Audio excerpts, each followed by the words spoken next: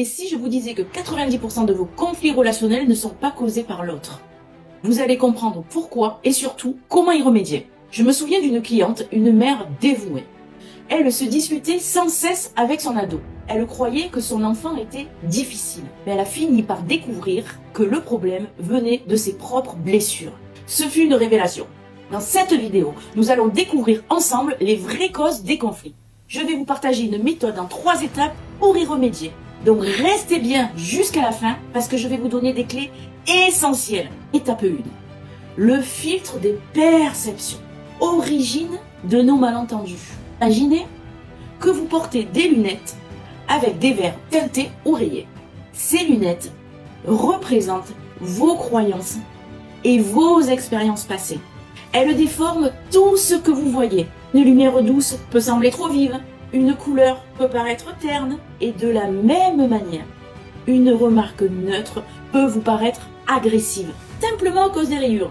Notre cerveau analyse les interactions à travers des filtres inconscients. Nos expériences passées, nos croyances, nos blessures, notre histoire, notre éducation et nos traumatismes. Ces filtres transforment parfois une remarque anodine en attaque personnelle. Pourquoi? Selon une étude menée par l'université de Stanford, 90% des malentendus proviennent d'interprétations erronées dues à ces filtres mentaux. Ces biais influencent la perception, la façon dont nous allons percevoir les intentions des autres, et souvent de manière négative. Exemple, une mère qui dit « tu n'as pas rangé ta chambre ». L'ado peut déclencher une explosion de colère. Quoi? L'ado entend « tu es incapable et je ne te fais pas confiance », alors que la mère voulait simplement souligner un besoin de coopération. Comment faire? Avant de réagir, posez-vous cette question. Est-ce que je réagis à la situation présente ou à une peur du passé? Prenez quelques secondes, respirez profondément et reformulez vos pensées. Étape 2. Les blessures de l'ego. Les carapaces qui s'entrechoquent. Un conflit met souvent en jeu 2 égos blessés.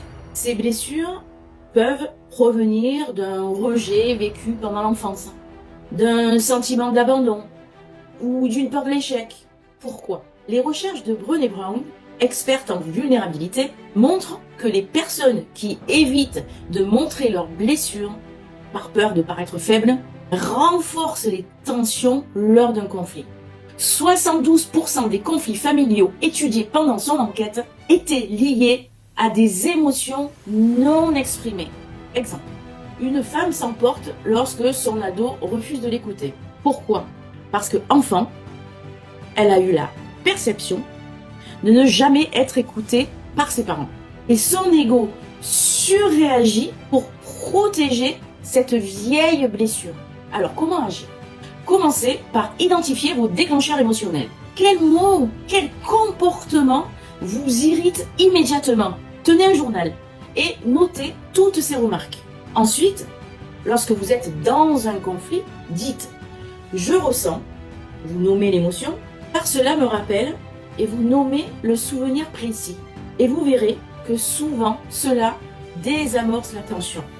Étape 2. Les conditionnements culturels. Ah, quand le passé dicte le présent, nous héritons d'une carte mentale transmise par nos parents, par nos professeurs, par notre environnement. Ces normes invisibles nous poussent à croire que certaines choses doivent être faites comme il faut. Pourquoi? Selon une étude de l'université de Harvard, 68% des conflits intergénérationnels sont enracinés dans des différences de valeurs inculquées par les générations précédentes. Exemple, une mère peut vouloir que son enfant étudie constamment, alors que l'ado, lui, privilégie les moments de détente, ce qui va créer des tensions. Je me souviens de Marie qui voulait que son fils excelle à l'école, car dans sa famille, réussir signifiait obtenir de bonnes notes. Son fils, qui était plus orienté vers le sport et la créativité, percevait cela comme un manque de soutien pour ses passions. Et cela a mené de nombreux conflits. Alors comment dépasser cela?